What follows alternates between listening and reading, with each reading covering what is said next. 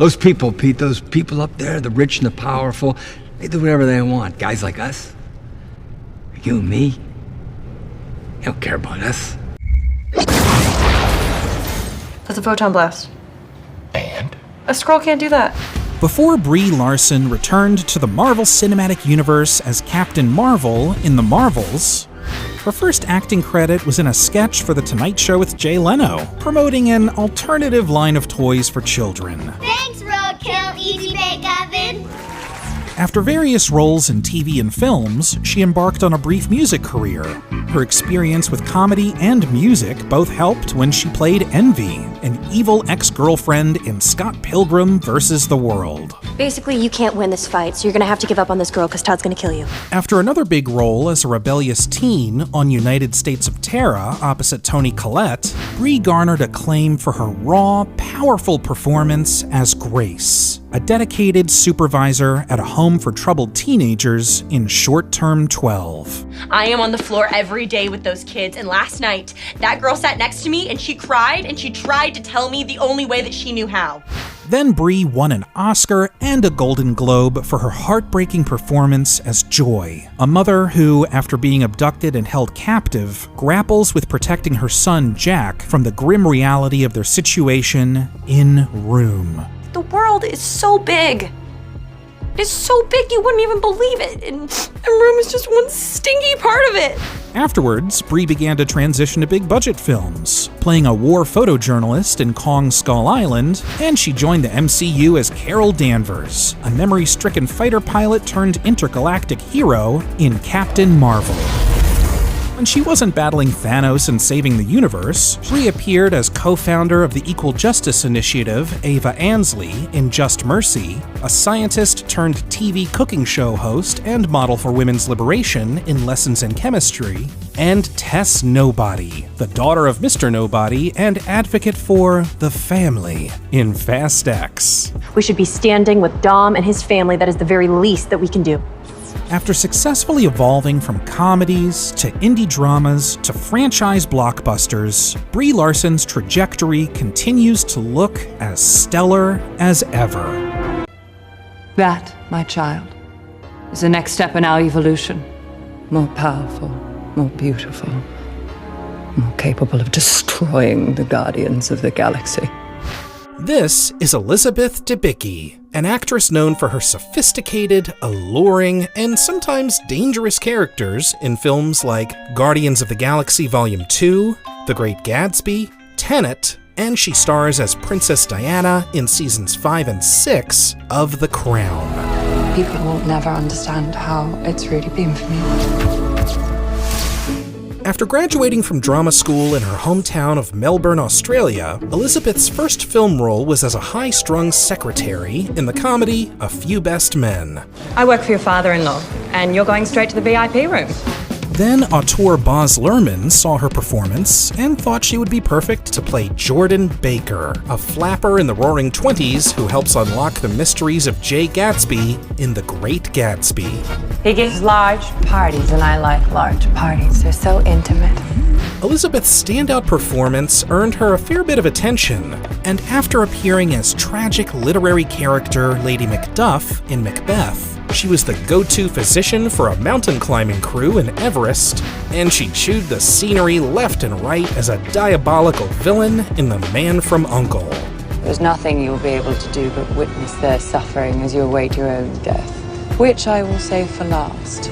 The following year, Elizabeth starred in 2 critically acclaimed miniseries. She set out to solve the mystery of some missing girls in The Kettering Incident. There's lots of things that aren't supposed to happen here, Sandra, but they do.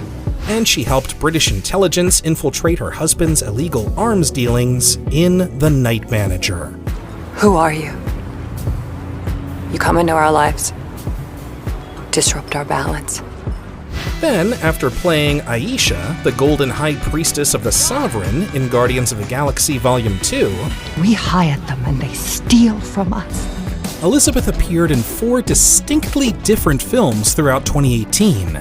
Among them, she stepped out of an alternate universe in the Cloverfield Paradox. She voiced Mopsy, the eldest of a triplet of rabbits in the family film Peter Rabbit. Guess I'll just be the new head of the family. a key to unlocking a woman's traumatic memories in The Tale, and was severely underestimated as a widow who helps pull off a $5 million heist in Widows. You see life like it's yours to offer, but it's mine. It's mine to be ashamed of and be proud of. In recent years, Elizabeth has continued to show off her versatility. She befriended a reclusive artist in the Burnt Orange Heresy, and played a crucial role in stopping her megalomaniacal husband from destroying the world with a bunch of weird inverted time-warping stuff in Tenet. If you and I were to make an arrangement... Arrangement? You mean blackmail? Don't be afraid of the word. My husband isn't. Elizabeth Debicki has maintained this kind of high-class sophistication and regal poise with most of her roles, qualities that undoubtedly came to the forefront as she played tragic figure Princess Diana in The Crown. I won't go quietly. I'll battle till the end. So whether she's a gold alien, a fragile yet resourceful widow, or an idolized and complex member of the royal family, Elizabeth easily weaves together both power and vulnerability throughout her performances. I'm just so tired of watching myself and every single other woman tie herself into knots so that people will like us. This is America Ferrera, an award-winning actor known for her performances in Ugly Betty, The Sisterhood of the Traveling Pants, the How to Train Your Dragon franchise, Barbie, and she stars in the comedy drama Dumb Money. If he's in, I'm in. America's first acting job was on the Disney Channel as Yolanda, a charismatic cheerleader in an under-resourced school in the TV movie Gotta Kick It Up. Our first dance competition is in 2.5 weeks. Don't we kind of have to get started on a dance routine? But around this time, as America would later explain in a TED Talk, she was becoming frustrated with auditions for stereotypical Hispanic roles in film and television. Then she got her first big break in Real Women Have Curves. In this coming-of-age Sundance drama, America played Anna, a teenager struggling to define herself and escape the confines of her narcissistic mother. How dare anybody try to tell me what I should look like or what I should be when there's so much more to me than just my weight? After the film was a financial and critical success, doors began to open up for America. A suspect on CSI, a groupie in Lords of Dogtown, and she did excellent dramatic work as Carmen, a teenager dealing with her father's new family in The Sisterhood of the Traveling Pants. And I feel like some outsider who doesn't even belong to you anymore. Then came the role that introduced America to a wider audience. Betty Suarez, an eager, bubbly young woman who navigates the treacherous waters of the fashion industry in Ugly Betty. Look, I know we can't completely change mode, but couldn't we at least show a wider range of women? America became the first Latina to win an Emmy for a lead role in a comedy series. Around this time, America returned for the sequel, The Sisterhood of the Traveling Pants 2, and began voicing Astrid, a strong-willed, no-nonsense warrior in the How to Train Your Dragon franchise. Our parents' war is about to become ours. Figure out which side you're on. Then America produced and starred in another successful show, Superstore. For 6 years, she was able to really showcase her comedic timing as Amy Sosa, one of several employees in a superstore trying to pass the time in any way possible. Self-check yourself before you wreck yourself. Get it? More recently, audiences loved her performance as a frustrated Mattel employee having difficulty connecting with her teenage daughter in the wildly successful comedy Barbie. When I was a kid, I lost these boots and my mom wouldn't let me buy a whole new Barbie just to replace the boots. They look so good on you.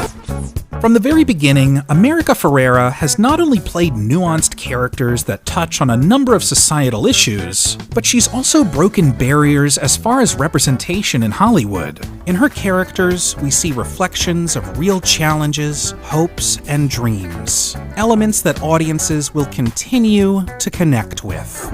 This is Michael Keaton, the consistently funny, charming, dynamic everyman known for a full spectrum of memorable performances in projects like Beetlejuice, Batman, Birdman, Spotlight, Spider-Man Homecoming, Dopesick, and he returns as the Caped Crusader in the DC Extended Universe film, The Flash. You want to get nuts? Let's get nuts. Michael got his start in Pittsburgh, where he worked as a crew member and occasional actor on Mr. Rogers' Neighborhood. At the same time, he was pursuing stand-up comedy. How do I get to La Cienega from here? Eventually moving to California and appearing in various sitcoms and variety shows. After several years in Hollywood and getting some improv experience at Second City, Keaton landed his first film role as Bill Blazejowski, an irreverent morgue attendant who convinces his co-worker to use the morgue as a front for an underground sex worker ring in Ron Howard's Night Shift. Look at this dash, Chuck. Solid gold. Look at this carpeting. Fur. Check out these windows. Glass? Glass, yeah. Howard wanted Keaton to star in his next film, Splash, but Keaton, fearing he'd be typecast as a wacky leading man, made a conscious decision to forge an acting career filled with different tones and characters, like an affable gangster in Johnny Dangerously, or a stay-at-home dad in Mr. Mom. I'll trade you my kid for yours. Thank you. Then came Beetlejuice. It's showtime. After an initial meeting with director Tim Burton, Keaton got to work on the voice, physicality, and overall personality of this manic, mischievous, dangerously funny ghoul who takes pleasure in terrorizing the living. You bunch of losers! You're working with a professional here! Then, after playing a hustling drug addict in the drama Clean and Sober, and a guy with anger issues in the comedy The Dream Team, Burton asked Keaton to play the Dark Knight himself in a revolutionary reimagining of Batman. I'm Batman. Keaton defied expectations as a haunted, down-to-earth version of Bruce Wayne, with a sprinkling of sly wit thrown in. You know the truth? I don't think I've ever been in this room before. From that day forward, Keaton continued to play characters from all walks of life in comedies and dramas. A serial killer in Pacific Heights, a relentless tabloid editor in The Paper, and a cocky detective in Jackie Brown. You gotta stop being like this. After years of being a go-to leading man and lending his voice to animated films like Cars and Toy Story 3, no one appreciates clothes here, Barbie. Keaton hit a new stride after his Oscar-nominated performance as an actor attempting to revitalize his career in Birdman or The Unexpected Virtue of Ignorance. You know, what has to happen in a person's life for them to become a critic anyway?